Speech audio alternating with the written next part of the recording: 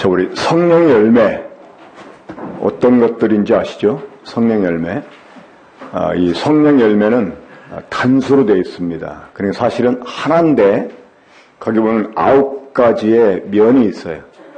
그 다이아몬드 한 알에 여러 가지 면이 있어서, 빛을 받으면 번쩍이듯이, 이 성령의 열매도 사실은 하나인데, 거기에 9가지의 면이 있습니다. 자, 어떤 건지 한번 암송해 볼까요? 같이. 시작. 성령의 열매는 사랑, 희락, 화평, 오래 참음, 자비, 양선, 그리고 온유, 충성, 절제. 9가지. 그렇죠? 자, 우리 한번 확인해 봅시다. 갈라디아서 5장 보겠습니다.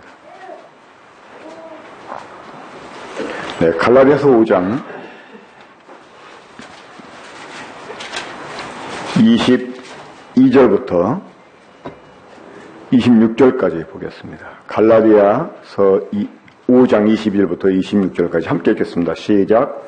오직 성령의 열매는 사랑과 희락과 화평과 오래 참음과 자비와 양선과 충성과 온유와 절제니 이 같은 것을 금지할 법이 없느니라. 그리스도 예수의 사람들은 육체와 함께 그 정욕과 탐심을 십자가에 못 박았느니라. 만일 우리가 성령으로 살면 또한 성령을 행할지니 헛된 영광을 구하여 서로 노엽게 하거나 서로 투기하지 말지니라. 아멘. 우린 이미 우리가 그리스도와 함께 십자가 못 박혀 죽은 사람들이고 또 그리스도의 부활로 말미암아 거듭난 사람이라는 것을 알고 있습니다. 이 로마서 7장 14절에 보면 나는 육에 속하여 죄 아래 팔렸도다라는 이러한 고백을 이렇게 보게 되는데 우리가 주님과 함께 십자가에 못 박혀 죽고 부활로 연합돼서 이 거듭난 사람이 되기 전에는 우리는 육에 속한 사람이었습니다. 그리고 죄에게 팔려버린 죄의 종들이었습니다. 자, 그런데 하나님께서 이런 우리를 그리스도의 십자가에 함께 못 박아 죽게 하시고 그의 부활을 통해서 우리를 새로운 사람으로 거듭나게 주셨습니다. 자, 하나님께서 우리를 그리스도의 부활로 말미암아 거듭나게 하신 이유가 무엇일까요? 자, 그 이유들은 여러 가지로 말할 수가 있지만 이 로마서 6장 4절에서는 두드러지게 이렇게 그 이유를 말씀해 줍니다. 한번 로마서 6장 4절을 보겠습니다. 우리 침례에 관한 말씀을 할 때마다 자주 교제하게 되는 그런 본문이죠. 자, 로마서 6장 4절 보시면 그러므로 우리가 그의 죽으심과 합하여 침례를 받음으로 그와 함께 장사되었나니 이는 아버지의 영광으로 말미암아 그리스도를 죽은 자 가운데서 살으신과 같이 우리를 또한 생명 가운데서 행하게 하려 함이니라. 우리를 그리스도의 부활로 말미암아 거듭나게 하신 이유가 무엇 때문이라고 말씀하고 있습니까? 새 생명 가운데서 행하게 하려고. 그러니까 새 생명 가운데서 행하게 하려고. 전에 우리는 육에 속해서 죄 아래 팔려버린 사람들이었기 때문에 우리는 죄를 행할 수밖에 없었어요. 하지만 이제는 우리가 그리스도의 부활로 말미암아 거듭난 사람들이 됐기 때문에 새 사람이 됐기 때문에 우리는 새 생명 가운데 생활할 수 있는 사람이 됐다고 하는 것입니다. 그렇죠? 지금 제가 이미 그 말씀을 준비해 놓았지만 올해 하게 될지 아니면 내년에 하게 될지 모릅니다. 근데 이제 그 제목이 뭐냐면 to be, to do. 영어입니다. to be, to do. 복음 전할 때 이제 일반 교회 다니는 사람들에게 특히 복음 전할 때 이 단어를 가지고 이제 그들로 하여금 자신의 모습을 돌아보게 하고 그래서 이제 복음을 들을 수 있게 준비를 시키는데 to be는 되는 겁니다. 되는 거. to do는 하는 겁니다. 그러니까 하나님의 아들이 먼저 돼야 하나님의 아들의 삶을 살 수가 있어요. 그렇죠? 근데 원숭이를 사람처럼 막 행동하도록 훈련시켜놨다고 해서 원숭이가 사람 되는 건 아닙니다. 정말 사람이 먼저 돼야 또 사람답게 살 수가 있는 거죠. 하지만 사람답게 행동을 해도 사람이 되지 않으면 그건 절대 사람일 수가 없습니다. 자, 이 투비는 우리가 할 수 있는 일이 아닙니다. 이건 하나님의 은혜에 의해서 되어지는 일이죠. 하지만 이 하나님의 은혜로 되어진 사람들은 투도 이제는 행해야 됩니다. 자, 이런 부분에 대해서는 제가 이제 나중에 기회가 되면 이미 준비해 놓은 말씀이 있는데 그 말씀 함께 나누기 원하고. 자, 오늘은 우리가 특별히 이 그리스도의 부활로 말미암아 거듭난 사람들로서, 자, 이 거듭난 사람들이 이제 더 이상 육이 아닙니다. 그렇죠? 비록 우리들의 몸에 이 지체 속에 육이라고 하는 이 주의 본성이 남아있을지라도 우리는 육에 속한 사람이 아닙니다. 우린 육이 아닙니다. 우린 무엇입니까? 우린 영입니다. 영에 속했다는 말은 우리가 영이라는 말입니다. 자, 이런 사람들에게 하나님이 성령을 보증으로 주셨고, 우리를 하여금 이 하나님의 아들다운 삶을 살 수 있도록 성령님으로 우리를 인도해 주시고 또 우리를 가르쳐 주시고 우리들에게 힘을 주십니다. 자, 이 그리스도의 부활로 말미암아 거듭났다고 하는 것은 이제 우리가 영이라고 하는 것입니다. 자, 우리 갈라디아서 5장을 다시 보겠습니다. 갈라디아서 5장 25절 보면 다시 한번 거기 있습니다. 함께 읽겠습니다. 시작. 만일 우리가 성령으로 살면 또한 성령으로 행할지니. 우리가 이제 이 성경을 볼 때 특별히 신약에서 이 성령을 이렇게 성령이라는 말을 이렇게 보게 될 때 이게 이제 하나님의 영, 성령을 가리키는 건지 아니면 그 단순히 그냥 영이라고 하는 이 단어인지 좀 구분할 필요가 있습니다. 대체적으로 그 영어 성경은 그러한 부분을 명확히 이렇게 번역을 했는데 한국 성경은 이 명확하게 구분을 못하고 이렇게 번역을 해놨습니다. 그러니까 영어로 보면 the Spirit, 이 말은 성령을 가리키는 말이 아닙니다. 성령은 영어로 뭐일까요? Holy Spirit, Holy Spirit. 물론 the Spirit이라는 말이 성령을 가리킬 때도 있어요. 하지만 우리가 앞뒤 문맥을 살펴보고 그 문장 속에서 이 the Spirit이 성령을 가리키는 건지 아니면 그냥 단순히 영 자체를 말하는 것인지를 우리가 구분을 잘 해야 됩니다. 요한복음 3장 5절에서도 물과 성령으로 나지 아니하면 할 때 그 성령이 사실은 그냥 영입니다. 물과 영으로 나지 아니하면. 이 갈라디아 5장 25절도 마찬가지입니다. 만일 우리가 성령이 아니고 우리가 영으로 살면 영으로 행할지니. 이렇게 번역해 봤습니다. 자, 다시 한번 제가 이전에 말씀드렸지만 영에 대해서 좀 말씀드리겠습니다. 자, 요한복음 3장 6절에서 우리 주님은 육으로 한 것은 육이요 영으로 한 것은 영이다 고 하셨습니다. 자, 육이라는 말은 최초에 어디에 등장하죠? 창세기 6장 3절에 등장합니다. 사람이 육이 되었기 때문에 하나님의 영이 더 이상 함께할 수 없다는 거예요. 사람이 육이 되었기 때문에 죄를 지을 수밖에 없다는 거예요. 그럼 그 이전에는 육이었습니까? 아니었습니까? 아니었다는 것입니다. 어떻게 육이 되었어요? 죄가 들어와서. 죄가 들어와서 이 죄가 사람의 새로운 본성이 됩니다. 그래서 사람은 그 죄의 본성을 따라 살게 됐어요. 그게 육에 속한 사람입니다. 또 그러한 사람들을 육이라고 표현을 했습니다. 자, 그럼 그 이전에는 무엇이었습니까? 살아있는 혼이었어요. 리빙 소울이었어요. 근데 이젠 이런 우리가 영이 되었습니다. 어떻게 해서요? 영으로부터 태어나서. 그러니까 육으로 한 것은 육이요, 영으로 한 것은 영이니. 그러면 우리를 낳아주신 영은 누구입니까? 하나님이십니다. 요한복음 4장 24절에 하나님은 영이시니 이렇게 말씀하잖아요. 이건 성령을 가리키는 게 아닙니다. 그러니까 하나님이 영이세요. 그 영이신 하나님이 우리들에게 자신의 생명을 주셔서 우리를 영이 되겠다는 거예요. 이게 바로 거듭나는 것입니다. 거듭났다고 하는 것은 우리가 이제 영으로 났다는 말이에요. 우리가 영이라는 말이에요. 무슨 말인지 이해가 되십니까? 로마서 8장 9절에서 만일 너희 속에 하나님이 영이 거하시면 너희가 육에 있지 않고 영에 있다 이렇게 말씀해요. 그러니까 하나님이 어떤 사람에게 성령을 주시느냐? 자, 성령으로 나야 영이 되는 게 아니고 하나님께로부터 예수 그리스도의 죽음과 부활을 통해서 난 사람들에게 하나님이 보증으로 성령을 주시는 거예요. 그러니까 성령이 주어져서 영이 되는 게 아니라 우리가 영이 되었기 때문에 성령이 주어졌다 이 말입니다. 그러니까 성령이 주어졌다는 것은 이제 우리가 육이 아니고 영이다 하는 것을 증명한다는 거예요. 이해가 되시죠? 자, 이 전제를 이해해야지만 우리가 이 갈라디아서에 있는 말씀을 제대로 이해할 수 있습니다.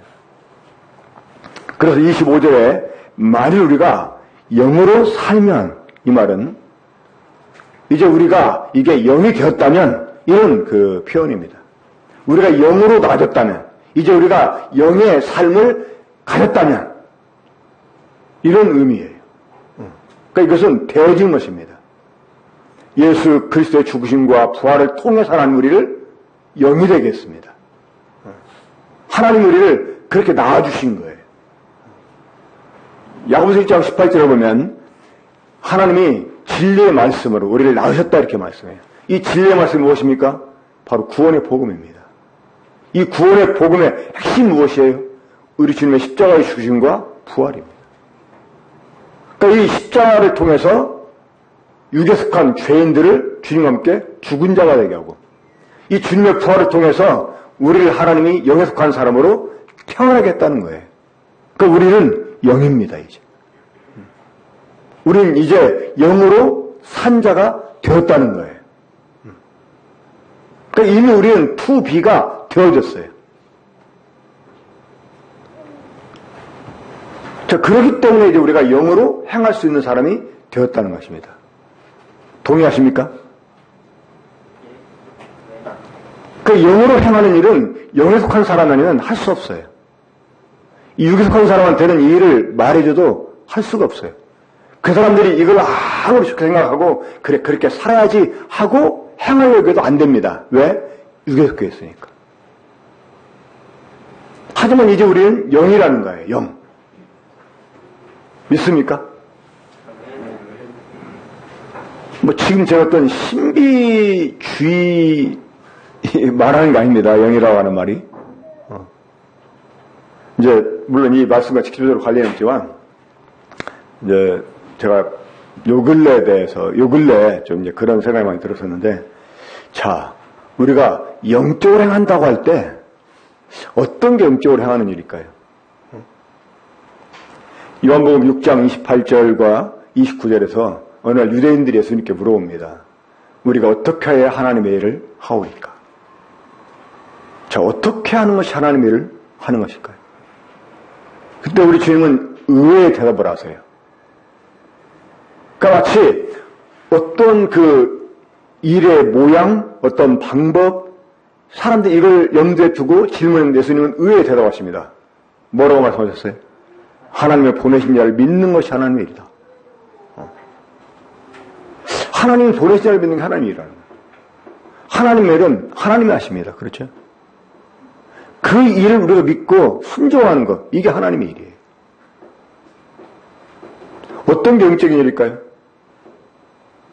하루 종일 성경만 들여다보고 틈만 나면 기도만 하고, 물론 그 일도 영적인 일이다 이렇게 말할 수가 있죠. 그런데 일상의 삶 가운데서요, 우리가 주님을 드러내지 못한다면 그건 그게 영적인 일이 아닐 수가 있어요. 오히려 하나님이 너 설거지 좀 할래? 너 화장 청소 좀 할래? 너 옷 좀 빠를래? 너 청소 좀 할래? 그럼 그렇게 하는 게 하나님의 일이에요. 그게 영적인 일이에요. 이해가 되십니까? 밥 밥 먹는 게 일하는 거다라고 생각하는 손 들어보세요. 밥 먹는 게 일하는 거다. 일입니까 아닙니까? 그 성경 보는 일은 밥 먹는 일이에요. 그래 안 그래요? 성경 보는 게 영적인 일이에요? 이건 기본적으로 밥 먹는 거나 마찬가지예요. 그럼 밥 먹었으면 일 다 한 겁니까? 일을 하기 위해서 밥 먹는 거잖아요. 그래 안 그래요? 영적인 일을 하기 위해서 성경 보는 거예요. 자, 많은 사람들이 기도를 가리켜 영혼의 호흡이다 이렇게 말합니다.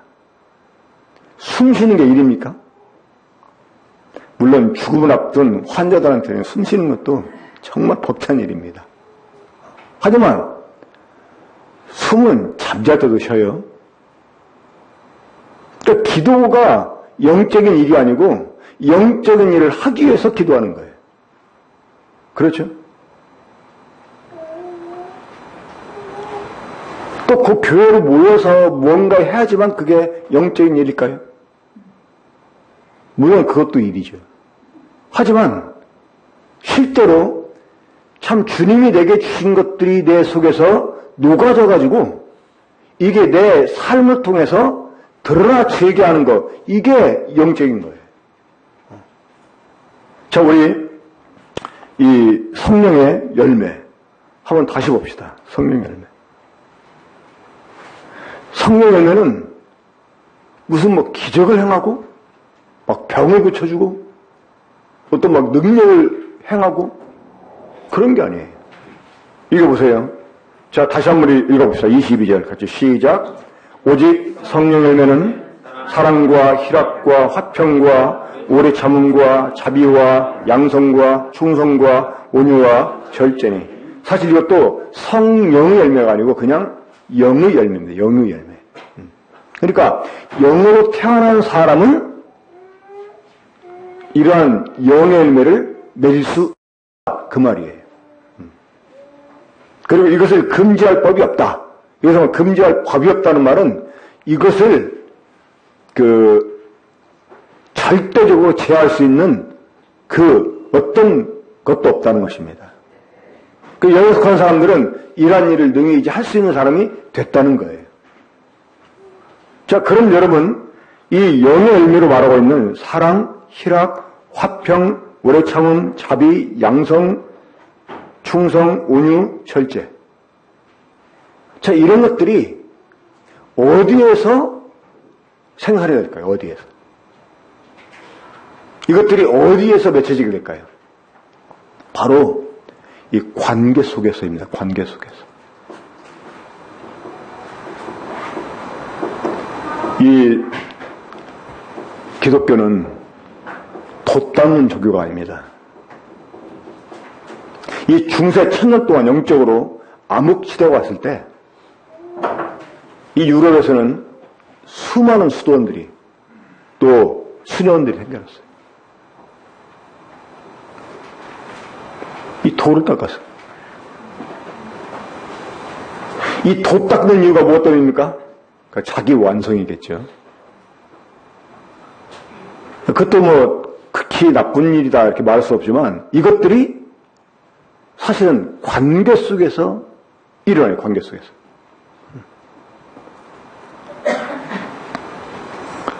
사랑, 또 희락, 희락은 기쁨이죠. 이게 그냥 내가 영으로 태어났으니까 그냥 막 내 속에서 막 기쁨이 그냥 괜히 막 넘쳐나고 그걸 말하는 게 아니에요. 이게 다른 사람과 관계 속에서 기쁨을 만들어내는 그런 열매입니다. 그리고 화평은 더할 나위가 없죠. 마음의 어떤 평안, 고요함, 잔잔함 그런 의미의 이 평화가 아닙니다. 이 다른 사람과의 관계 속에서의 평화를 말하는 것입니다. 그리고 오래 참음, 그냥 성질 죽이고 막 마음 푹 가라앉히고 해가지고 막 자기 인격을 수양하는 그런 맥락의 것이 아니라는 거예요. 이 관계 속에서 오래 참먹을 바르고, 또 자비, 이 자비를 영어 성경에서는 친절로 이렇게 번역했습니다. 친절. 그러니까 그 다른 사람에 대해서 정말 그 상냥하고 그리고 인격적으로 이렇게 대하는 이런 그 것들. 그냥 원래 그냥 그냥 그 성품 자체가 상냥하고 거기에서 멈추는 게 아니라 이것들이 관계 속에서 드러나지게 된다고 하는 것입니다. 또 양선도 마찬가지. 양선도 다른 사람에게 선한 일을 행하는 것이고, 충성은 이게 다른 말로 그냥 믿음입니다. 믿음. 다른 사람들을 신뢰해 주는 거예요. 믿어주는 거예요. 그리고 온유라는 말은 적대적이 되지 않는 것입니다. 자기를 대적하는 자를 대적하지 않고 그것을 하나님께 맡기는 거예요.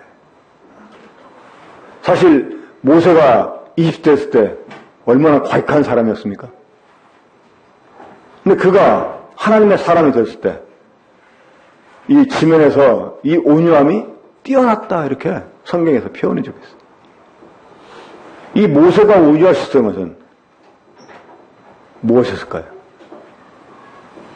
그는 어떤 문제에 특별히 사람들이 자신을 향해서 원망하거나 불평하고 대적할 때 맞서지 않고 하나님 앞에 엎드렸어요.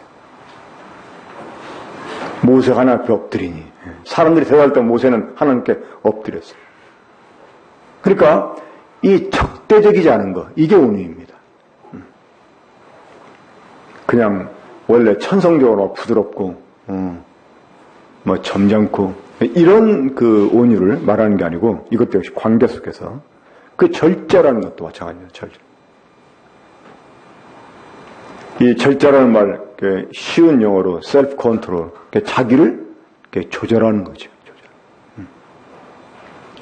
그러니까 이것도 내가 내 마음을 다스릴 줄 아는 어떤 힘, 이 자체도 중요하지만 이것이 마찬가지로 관계 속에서 나를 어떻게 표현해낼까, 이게 바로 절제입니다. 그리고 그 킹제임스역은 이 절제라는 단어를 템퍼런스라고 해가지고 저희 템퍼런스, 템퍼레이처라는 말이 있어요. 템퍼레이처. 이 템퍼레이처가 뭐냐면 온도입니다. 온도. 온도 올라갔다 내려갔다 온도 있잖아요. 거의 이제 그 말과도 많이 비슷한 말입니다. 그러니까 이 자신을 이렇게 조절하는 것을 의미합니다. 자, 이런 그 열매들이 이제 그리스도의 부활로 말미암아 생명 가운데 행하는 사람들에게서 나타나 맺혀진다는 것입니다. 특별히 관계 속에서. 이것이 영으로 행하는 것입니다. 이런 그 열매들로 우리를 가장한다는 게 아니라 이제 이런 그 열매를 맺힐 수 있는 씨가 우리 속에 있다는 거예요, 지금. 그러니까 우리가 영에 속했다는 말은, 우리가 지금 영으로 다시 났다는 말은 이런 그 성령의 열매를 맺을 수 있는 씨앗이 우리 속에 지금 있다는 거예요. 우리가 이 씨앗을 밖으로 노출되도록, 열매를 맺혀지도록 우리가 이제는 행하는 사람이 돼야 된다는 거예요. 그게 사실 영적인 일입니다. 요한복음 15장에서도 우리 주님이 너희가 나를 택하여 세운 것이 아니요 내가 너희를 택하여 세웠나니 이런 너희로 열매를 많이 맺어 하나님 아버지께 영광을 돌리게 하려 한다 이렇게 말씀했습니다. 그 주님 우리를 거듭나게 하신 그 이유가 뭐냐? 열매를 많이 맺게 하시려고. 그 영으로 행한다 하는 말은 이런 열매를 맺는 일을 위해서 우리가 일하는 것을 말하는 것입니다. 단순히 내 인격을 수양하는, 돌을 닦는 일은 수준이 아니고 이것이 관계 속에서 정말 열매로 보여지도록 우리가 행해야 된다 그 말이에요.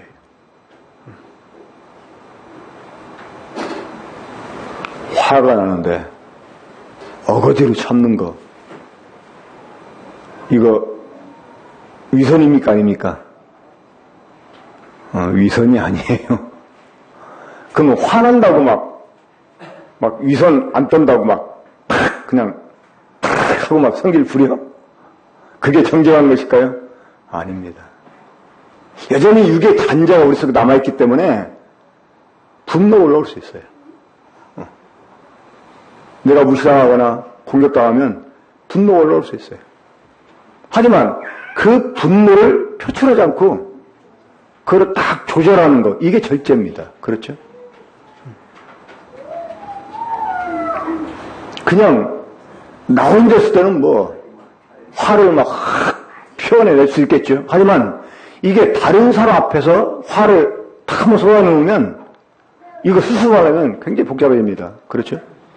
그러니까 이 관계 속에서 이 절제가 이루어져야 되고.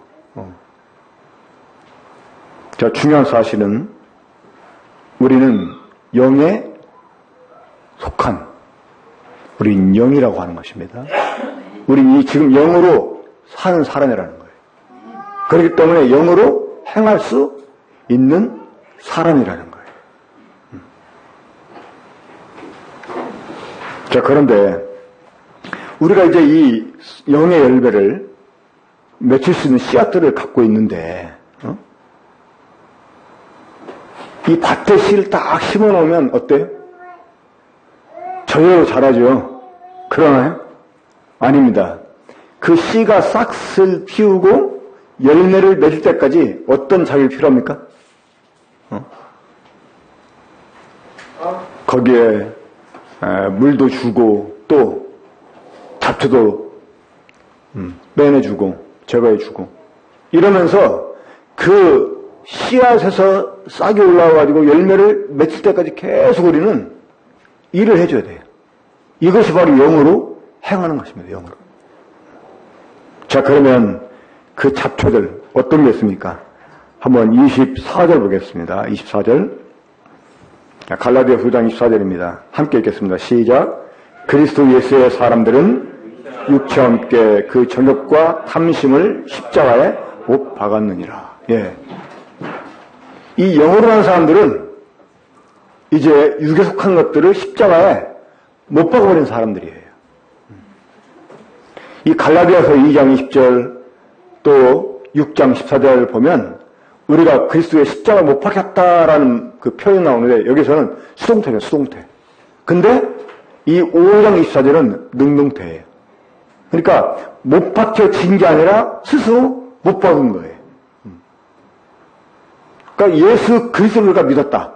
우리가 이 복음을 받아들였다고 할 때 우리는 우리 옛사람을 십자가에 못 박혀 이제 육과 정욕을 거기다 넣어줬다. 이렇게 표현할 수 있습니다.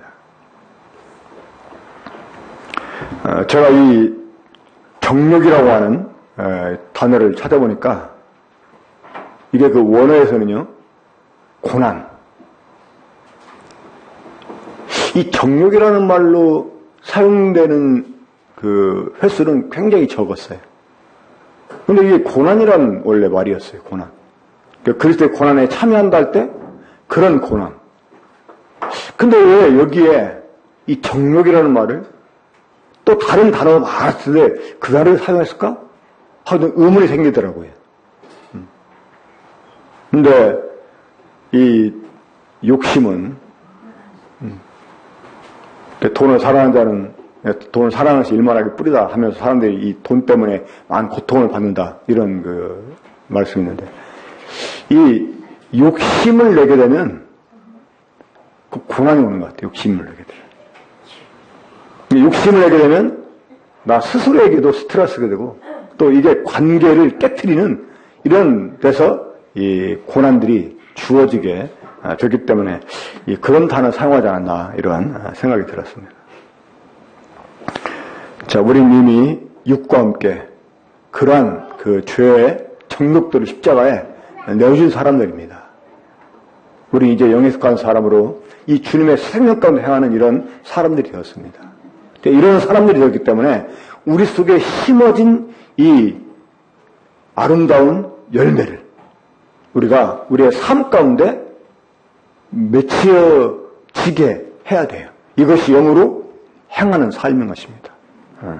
우리 마지막으로 26절 보고 마치겠습니다. 26절. 헛된 영광을 구하여 서로 누엽게 하거나 서로 투기하지 말지니라. 자, 보세요. 이 갈라디아서 5장 이 뒷부분의 말씀은요, 사실은 앞절부터 이어집니다. 앞절부터. 한번 볼까요? 15절입니다. 15절. 만일 서로 물고 먹으면 피차 멸망할까 조심하라. 그러니까 지금 성도들이 함께 물고 뜯는 거예요. 이런 말씀 끝에 지금 이 성령의 열매가 지금 우리에게 소개되고 있는 것입니다. 그리고 26절 헛된 영광을 구하여 서로 누엽게 하거나 서로 투기하지 말라는 거예요. 그러니까 이 교회 안에서 성도들이 자신의 영광을 위해서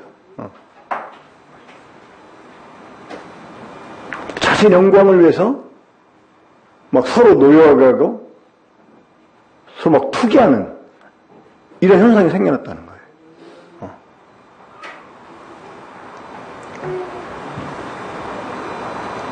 한번 우리 13절로 보겠습니다.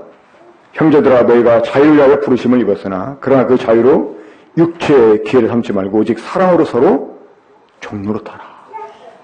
그러니까 이 영의 열매는 관계 속에서 맺혀지는 열매라고 하는 것. 우리가 영에 속한 사람답게 영으로 행하게 되면 관계 속에서 이런 열매가 맺혀지게 된다는 것. 사실 육과 함께 그 정과 귀한 십자가를 못 박았다고 하는 것은 자신의 자만을, 자신의 헛된 영광을 못 박았다 이렇게 말할 수가 있는 것입니다. 심지어 내 자유마저 내가 스스로 포기했다 이런 의미가 되는 것입니다. 서로 종로로 타고자 할 때 우리가 관계 속에서 이런 열매를 맺힐 수 있게 된다고 하는 것입니다. 우리가 열매를 많이 맺게 하려고 택하여 주신 주님 앞에서 우리가 열매를 맺으시는 사람이 되게 하려고 주님이 십자가 밖에 죽으셨다고 부활하신 그 구속의 은혜를 우리가 정말 기억하면서 이제 우리는 영에 속한 사람이니까 영을 향하는 이러한 사람이 돼서 이런 열매를 많이 맺는 특별히 관계 속에서 그런 열매가 보여지는 이러한 삶을 우리가 살아내야 되겠습니다. 상념만 들여다보고 맨날 기도를 한다고 그게 영적인 일이 아니고 실제로 이 관계 속에서 갈라디아서 5장 22절에서 말씀하고 있는 이런 것들이 보여져야 됩니다. 이것이 영을 행하는 일이고 이게 바로 영적 일이다 이렇게 말할 수가 있겠습니다. 우리 기도하겠습니다. 아버지 하나님, 우리를 다시 나게 주시기 위해서 하나님의 창조 근본 되신 아들을 십자가에 내어주시고 그 십자가의 죽음을 통해 우리의 죄뿐만 아니라 죄인된 우리들을 함께 못 박혀 죽게 하시며 이제 우리 주님을 죽음의 가운데 사실 때 하나님께서 능력으로 저희를 다시 거듭나게 주셨사옵나이다. 이제는 영에 속한 사람이 되게 해주시고 이제는 우리가 이 죄로부터 자유한 사람으로서 영의 열매를 맺을 수 있는 사람이 되게 하시고 생각할 때 감사를 드립니다. 우리가 정말 우리 함께하게 하신 이 형제와 자매들 관계 속에서 이런 아름다운 열매를 맺히는 일을 위해 우리들이 정말 우리의 모든 힘을 다할 수 있게 되기 원합니다. 우리의 육과 함께 정과 힘을 매일 매 순간 십자가 앞에 내려놓고 우리를 부인하면서 주 안에서 다른 사람을 인정하고 다른 사람과의 관계 속에서 정말 이 아름다운 영열매를 맺혀내는 아름다운 그러한 일꾼들이 다 될 수 있게 주시기 원합니다. 우리는 그래서 맺혀진 열매를 통해 하나님께 영광을 돌릴 수 있는 저희 모두가 되게 주시길 바라옵고 우리 주 예수님의 이름으로 기도합니다. 아멘.